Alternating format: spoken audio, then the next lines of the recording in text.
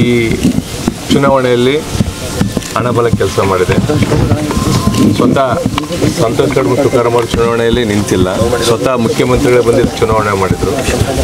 ಹಾಗಾಗಿ ನಾನು ಇವತ್ತು ಸೋತರು ಕೂಡ ಜನ ಕೊಟ್ಟಿರೋ ತೀರ್ಪನ್ನು ಸ್ವೀಕಾರ ಮಾಡ್ತೀನಿ. ಮತ್ತು ಧರ್ಮ ಅಧರ್ಮದ ನಡುವೆ ಇದೆ ಒಂದು ಯುದ್ಧ ನಡೀತದಲ್ಲ. ಈಗ ಅಧರ್ಮ ಗೆದ್ದಿದೆ ಈ ಚುನಾವಣೆಯಲ್ಲಿ, ಹಣಬಲದ ಮುಖಾಂತರ ಅವರು ಚುನಾವಣೆ ಗೆದ್ದಿದ್ದಾರೆ. ಇವತ್ತು ಈ ಸೋಲಿನ ಹೊಣೆಯನ್ನು ನಾನೇ ಒತ್ತುಕೊಳ್ತೇನೆ. ಇದು ಯಾರ ಮೇಲೆ ಆಗ್ತದೆ, ಈ ಸೋಲಿನ ನಾನೇ ಒತ್ತುಕೊಳ್ತೇನೆ.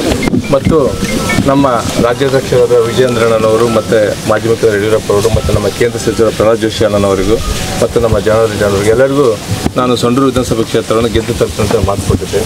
ಅವರಲ್ಲಿ ನಾನು ಕ್ಷಮೆಯನ್ನು ಕೇಳ್ತೀನಿ, ಯಾಕೆಂದರೆ ಗೆದ್ಕೊಂಬೋದಕ್ಕಾಗಲ್ಲ ಅಂತಲೂ ಕ್ಷಮೆ ಕೇಳ್ತೀನಿ. ಮತ್ತು ಈ ಒಂದು ಸಂಡೂರು ಚುನಾವಣೆಯಲ್ಲಿ ನಮ್ಮ ಪಕ್ಷದ ಕಾರ್ಯಕರ್ತರು ಪದಾಧಿಕಾರಿಗಳು ಹಗಲು ರಾತ್ರಿಯೆಲ್ಲ ಶ್ರಮಿಸಿದ್ದಾರೆ.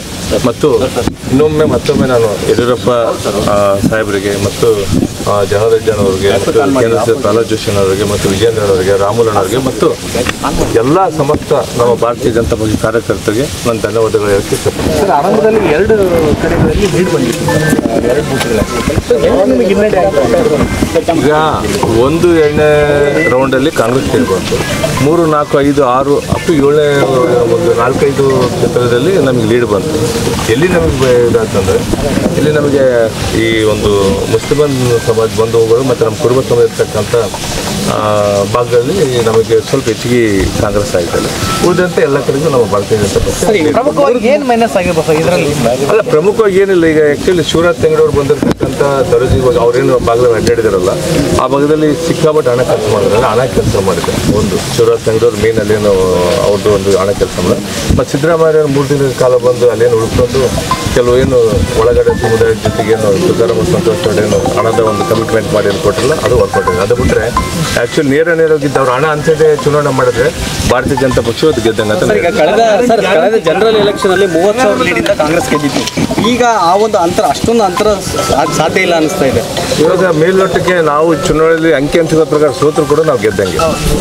ಈ ಒಂದು ರಿಸಲ್ಟ್ 2028ಕ್ಕೆ ಇಲ್ಲಿ ನಾನು ನಿಮಗೆ ಪ್ರತಿಜ್ಞೆ ಮಾಡ್ತೇನೆ. 28ಕ್ಕೆ ತುಕಾರಾಮ್ ಅವ್ರನ್ನ ಮತ್ತು ಅವ್ರನ್ನ ಸಂತೋಷ್ ಅವ್ರನ್ನ ಸೋಲಿಸೋದ್ರ ಮುಖಾಂತರ ಭಾರತೀಯ ಜನತಾ ಪಕ್ಷ ಬಾವುಟ ಹಿಡಿತೀವಿ ಅಂತ ಹೇಳಕ್ಕೆ ಇಷ್ಟಪಡ್ತೀನಿ. ಅಲ್ಲ, ಅವ್ರು ಏನು ಮಾಡಿದ್ರು, ಚುನಾವಣೆ 13ನೇ ತಾರೀಕು ಅಂತಂದ್ರೆ 1-2 ದಿನ ಮುಂಚೆ ಎಲ್ಲ ಮಹಿಳೆಯರಿಗೆ ಗ್ಯಾರಂಟಿ ಅಮೌಂಟ್ ಕೂಡ 200 ರೂಪಾಯಿ ಅಮೌಂಟ್ ಕೂಡ ಹಾಕಿದ್ರು. ಅದ್ರ ಜೊತೆಗೆ ಏನು ಅವರು ಮತಕ್ಕೆ ಖರೀದಿ ಮಾಡಿದ್ರೆ 200 ರೂಪಾಯಿಗೆ ಮತಗಳು ಖರೀದಿ ಮಾಡಿದ್ರಲ್ಲ, ಅದು ಎಫೆಕ್ಟ್ ಆಗಿದೆ. ಯಾಕಂದರೆ ಒಂದು ನಿಮಿಷ, ಈಗ ನಾವು ಹಂಚಿರೋದು ನಿಮ್ಗೆ ಗೊತ್ತಿಲ್ಲ. ನೀವು ಸುಮ್ಮನೆ ಯಾಕೆ ಇದು ನೀವು ಒಂಥರ ಕಾಂಗ್ರೆಸ್ ಪರ ಮಾತಾಡೋದು, ಜನ 100 ಮಾತಾಡ್ತಾರೆ. ನಾವು ಆನ್ಲೈನಲ್ಲಿ ಹಾಕಿಲ್ಲ ಯಾರಿಗೆ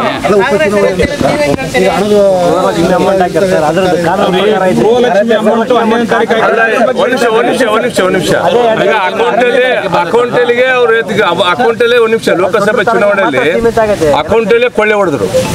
ಸ್ವತಃ ಮುಖ್ಯಮಂತ್ರಿ ಬಂದು ನೀವು ಅವಾಗ ಕೇಳ್ಬೋದಿತ್ತಲ್ಲ, ಏನು ಸ್ವಾಮಿಯರೇ ಮತ್ತೆ ಅಕೌಂಟಲ್ಲಿ ಕೊಳ್ಳೆ ಹೊಡೆದ್ರಲ್ಲ, ಈ ಚುನಾವಣೆ ನೀವು ಯಾರು ನಿಗಮದಿಂದ ಹೊಡಿತಾರೆ ನೀವು ಕೇಳ್ಬೋದಿತ್ತಲ್ಲ. ಅಲ್ಲಿ ಬಹಿರಂಗವಾಗಿ ನಾನು ಹೇಳ್ತಾ ಇದ್ದೀನಿ, ಸ್ವತಃ ಮುಖ್ಯಮಂತ್ರಿಗಳು ಜನ ಬರಲ್ಲ ಅಂತ ಮನೆಗೆ 500 ರೂಪಾಯಿ ಕೊಟ್ಟು, ಆಮೇಲೆ ಬೂತಿಗೆ 1.5-2 ಲಕ್ಷ ದುಡ್ಡು ಕೊಟ್ಟು ಕರ್ಕೊಂಡ್ಬಂದು ಪ್ರಚಾರಕ್ಕೆ ತರುವಂತ ಕೆಲಸ ಮಾಡಿದ್ರು.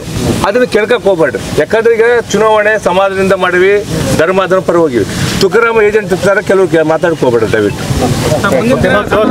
ಬಳ್ಳಾರಿಯ ನಿರಂತರ ಸುದ್ದಿಗಾಗಿ ಬಳ್ಳಾರಿ ಬೆಳಗಾಯಿತು ಚಾನೆಲ್ನ ಸಬ್ಸ್ಕ್ರೈಬ್ ಮಾಡಿ ಹಾಗೂ ಬೆಲ್ ಐಕಾನ್ ಒತ್ತಿ.